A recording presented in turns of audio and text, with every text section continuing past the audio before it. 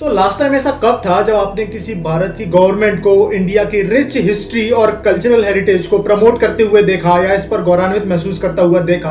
I am sure ऐसा कभी हुआ नहीं, क्योंकि ऐसा सिचुएशन या कहें सिनेरियो कभी बिल्ड हुआ ही नहीं अनटिल नाउ, जब चीजें थोड़ी सी बदलने स्टार्ट हुई हैं। वेल, अगर हम बात करें इंडिया की रिच हिस्ट्री या कल्चरल हेरिटेज की, तो इसमें कई सारी चीजें आ जाती हैं। वैदिक विज्ञान, योगा, आयुर्वेद, दुनिया को काफी कुछ भारत ने दिया है।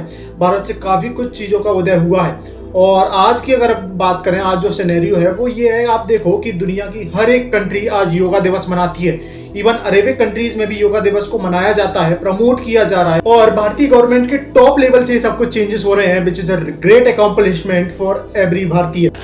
ये जरूरी है कि राष्ट्र अपने सांस्कृतिक उत्कर्ष को छुए, अपनी पहचान के साथ गौरव से सर उठा करके खड़ा हो जाए। और कुछ लोग तो आयुर्वेद, योगा इनको पढ़ने के बाद इसे अपनी हिस्ट्री से जोड़ना स्टार्ट कर दिए हैं। वेस्टर्न्स की बात करें तो कई कंट्रीज इसे ओन भी करने लगी हैं, बताने लगी हैं कि हमारी हिस्ट्री में भी ऐसा कुछ एग्जिस्ट करता था। Then again, westerns.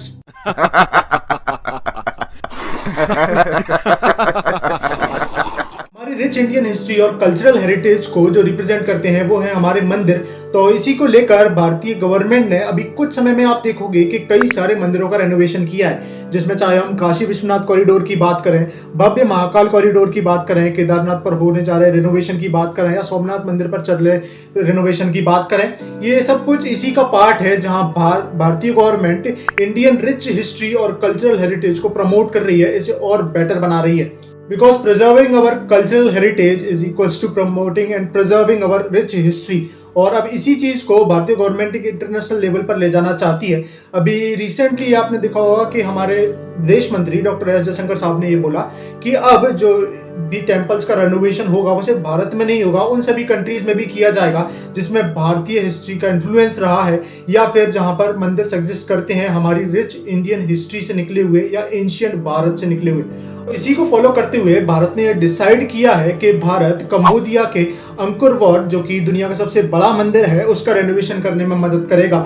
कंबोडिया के तपरोह मंदिर को भी रेनोवेट करने में मदद करेगा, और म्यांमार के आनंद मंदिर, लाओस के बाथ फुल मंदिर जो कि भगवान शिव को डेडिकेटेड है, उसे भी रेनोवेट करने में मदद करेगा। साथ ही साथ वियतनाम के सन टेम्पल को भी रेनोवेट करने में मदद करेगा। और सिर्फ इतना ही नहीं, अलग अलग कंट्रीज, जापान, कोरिया, चाइना में भी जो मंदिर हैं उन्हें भी रेनोवेट करने में भारत मदद करेगा।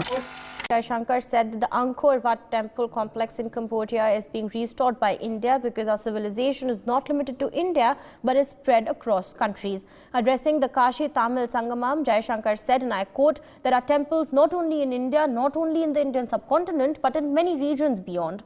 As Jaishankar also said, and I quote, "I had gone with the Vice President to see the biggest temple in the world, the Angkor Wat Temple Complex. Today we are restoring and renovating the temples in Angkor Wat. These are contributions which we are making outside because the civilization of India is beyond just India."